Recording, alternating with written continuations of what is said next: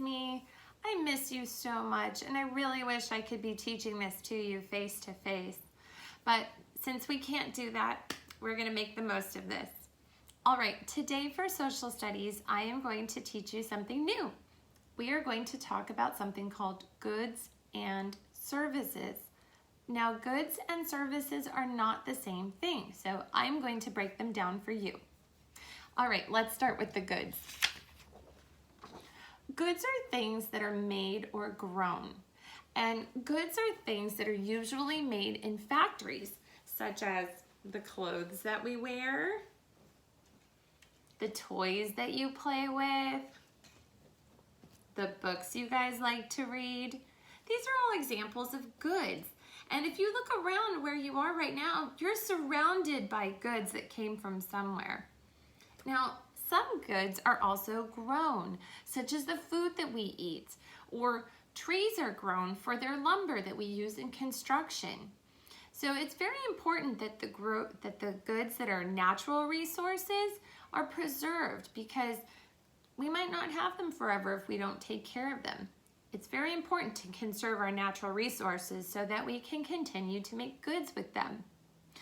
Something interesting about goods is that they are made all over the world, and we're lucky that we are able to bring them in on ships, on trains, and the goods that we make, we can share with the rest of the world the same way.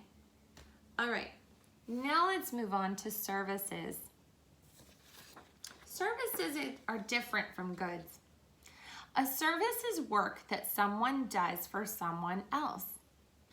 Have you ever needed to call a plumber to your house? If you answered yes, that's an example of a service. It was work that a plumber did for you. Your parents called, they came, and they paid for that service. Now, most services are paid for by the people that hire them, but some services are paid for through something called taxes. You may have heard your parents talk about taxes, and you may have wondered, what are taxes? So let me explain what taxes are for you.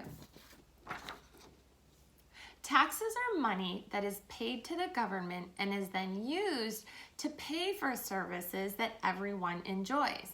So, for example, your local library, your local public schools, police, fire, hospitals, many of these are paid for through those taxes that your parents pay. And they're very important. Every time you get on the road, you're actually driving on a street that was paid for with taxes. All right, let's shift gears. Since we talked about goods and services, now we got to talk about the people who make them and the people who buy them or use them. So let's start with the word producers.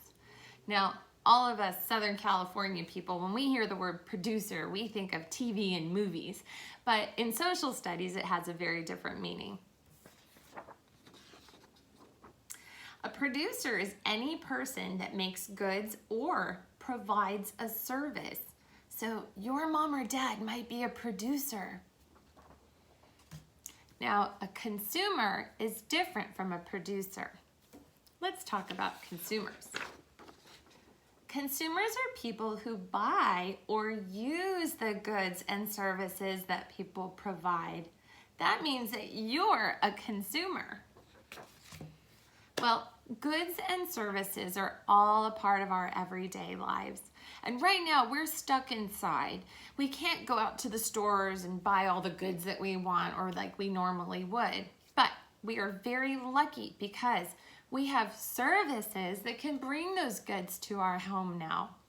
If we lived a long time ago, we wouldn't have these services. So we're very, very lucky right now. And in the meantime, until we're able to get back out into the stores and back to regular life to buy our goods, I hope that you're appreciating the services of our postal workers, our Amazon delivery people, our supermarket delivery and food delivery people. We're so lucky, and we're very lucky to have the goods that we already have in our homes to make our lives more comfortable. Well, I hope you learned something new today, and if you still don't understand some of these new vocabulary words, feel free to watch the video again. I'll see you guys tomorrow. Bye!